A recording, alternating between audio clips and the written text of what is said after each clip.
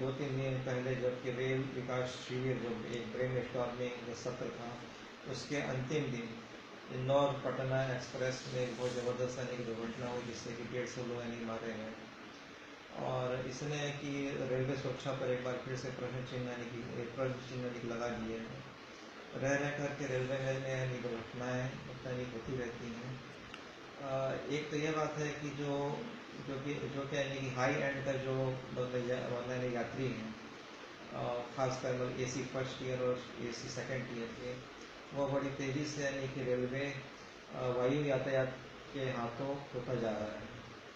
और फिर इस प्रकार की जब यानी दुर्घटनाएँ मतलब होती हैं तो निश्चित रूप से लोगों का रेलवे पर से विश्वास यानी कि उठता है। हालांकि रेलवे एक काफ़ी पुराना संगठन, काफ़ी जिम्मेदार यानी कि संगठन है, लेकिन रह रह करके कुछ ऐसी मतलब दुर्घटनाएँ यानी कि हो रही हैं।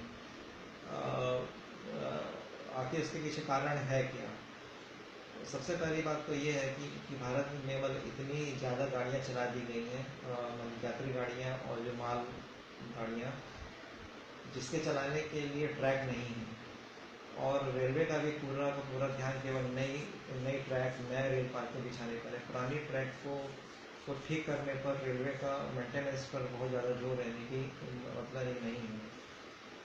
इस दुर्घटना के पीछे भी यही कारण बताया जा रहा है कि रेल पार्कों में मतलब फ्रैक्चर आने की मतलब वजह से ये मतलब डीरेलमेंट यानी कि हुआ है। और इससे जो है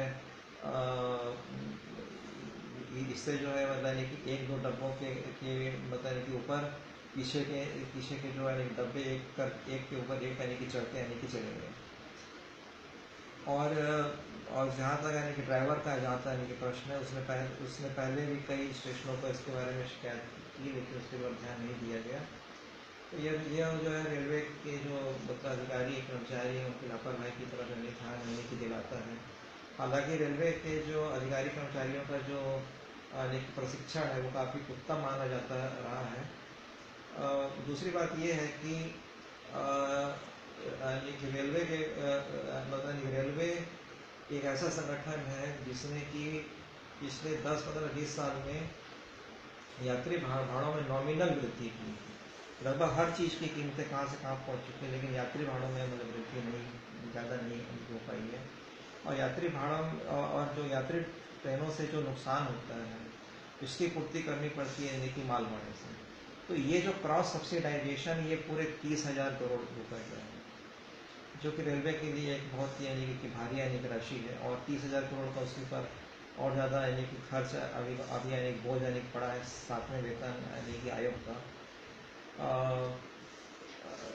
और अभी एक ऐसी योजना भी है कि एक रेलवे टैरिफ एक यानी कि अथॉरिटी बनाई है, जो कि जो यात्री माल भाड़ा है और जो मतलब यात्री किराया है और जो यानी कि माल भाड़ा है, उसका रैशनलाइजेशन का काम करे, युक्तियुक्तकरण का मतलब कार्य करे। लेकिन विभिन्न राजनीतिक कारणों से ये अभी तक चलता नहीं जा रहा है। और इससे पहले भी रेलवे सुरक्षा पर एटॉमिक एनर्जी कमीशन के पूर्व अध्यक्ष अनिल काकोडकर की अध्यक्षता में एक समिति बनाई थी। उस समिति ने कहा था कि 1 लाख करोड़ रुपए की लागत रेलवे सुरक्षा पर हमें खर्च करनी होगी। 11,000 जो लेवल क्रॉसिंग है उनको हमें यानी कि हटाना पड़ेगा, रेलवे ओवरब्रिज या रेलवे अंडर ब्रिज बना करके।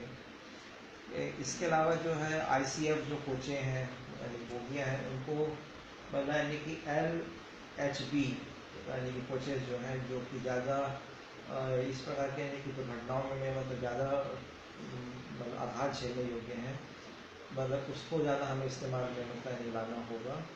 इसके अलावा जो रेलवे का जो मेंटेनेंस है, पातों का जो रेल पटरियों का मेंटेनेंस है, इसके ऊपर भी हमें ज़्यादा पैसा खर्च करना होगा।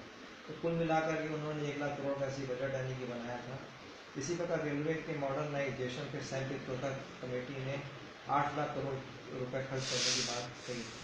लेकिन हम जब यानी कि भाजपा की जब गवर्नमेंट बनी, NDA की जब गवर्नमेंट बनी, तब सुरेश प्रभु साहब ने भी कहा था कि 8.5 लाख करोड़ हम लोग खर्च करेंगे पब्लिक प्राइवेट पार्टनरशिप से।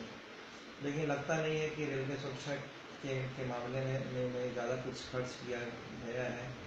जो इंदौर पटना एक्सप्रेस की यानी कि दुर्घटना यानी कि हुई है, उसकी कोचें सामान्य प्रकार की थी। उसमें एंटी पुलेचर यानी कि जो डिवाइस है, वो भी नहीं लगा हुआ था। एंटी कोलिजन डिवाइस लगे होने की वजह से होता ये है कि जो पीछे की जो ये बोगियाँ हैं वो आगे की बोगी के ऊपर में मतलब चढ़ती नहीं है। ये एक सबसे प्रमुख कारण है, एक प्रमुख कारण मतलब माना जाता है किसी भी रेल दुर्घटना में सबसे ज़्यादा यात्रियों की मतलब मौत या सबसे ज़्यादा हताहत नहीं होने के लिए।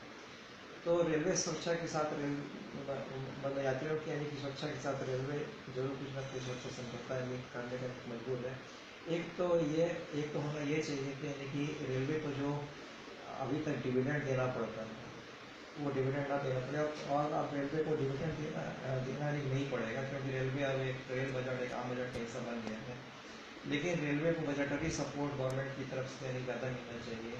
यात्री किरायों का ज़्यादा से ज़्यादा युक्तियुक्तकरण किया जाना चाहिए ताकि रेलवे कुछ आमदनी अर्जित कर सके अपने प्रोजेक्ट पूरा करने के लिए, नया ट्रैक बिछा सके, पुराने ट्रैकों की ज़्यादा मरम्मत हो सके। कई आधुनिक टेक्नोलॉजी है, मतलब ऑटोमेटिक सिग्नल यानी कि प्रणाली है जिसे अपनाने की बात अनिल काकोडकर समिति ने मतलब की थी, वो अभी तक ठंडे बस्ते में ही है। इसी प्रकार जो है कि ऑटोमेटिक ब्रेक लग जाने की, अगर मतलब लाल सिग्नल होने पर भी अगर यानी कि ड्राइवर गाड़ी को नहीं रोकता तब भी ऑटोमेटिकली गाड़ी यानी कि मतलब नहीं रुकेगी। ये प्रणाली भी, सुरक्षा प्रणाली भी अब तक अपनाई नहीं जा सकी है। तो रेलवे को मतलब यानी कि चाहिए कि वो ज़्यादा रिसोर्सेज पैदा करे और उससे वो यात्री सुरक्षा पर मतलब यानी कि खर्च करे। यानी नहीं तो लोगों को अगर यानी कि विकल्प मिलेगा तो वो यानी निश्चित रूप से दूसरे विकल्प की ओर यानी कि कीमत यानी कि उन्मुख होंगे। जैसे कि माल भाड़े में रेलवे अपना मार्केट शेयर होता जा रहा है और जो यानी कि रोड ट्रांसपोर्ट है उसका हिस्सा लगातार बढ़ते नहीं जा रहा है। तो मुझे ऐसा यानी कि विश्वास है कि यात्रियों की सुरक्षा के साथ समझौता नहीं किया जाएगा और समय रहते यानी कि रेलवे मतलब सुधारात्मक उपाय यानी कि उठाएगा और जो अपनी एक उसकी अपनी यानी कि विश्वसनीयता है उसे बनाए रखने का प्रयास यानी कि करेगा। धन्यवाद।